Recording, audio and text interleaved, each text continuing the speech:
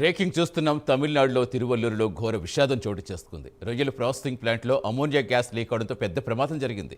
ఈ ఘటనలో 7 మహిళా కార్మికులు దుర్మరణం పాలయ్యారు.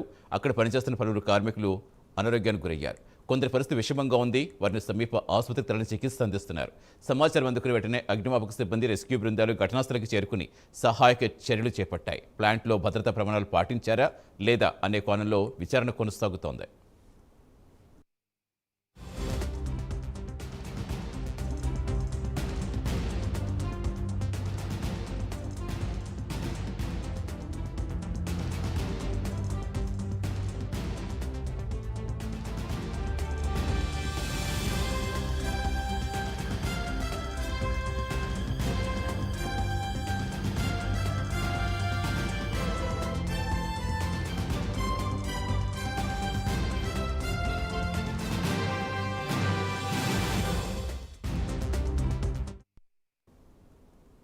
తమిళనాడులో తిరువల్లూరులో ఘోర విషాదం చోటు చేసుకుంది.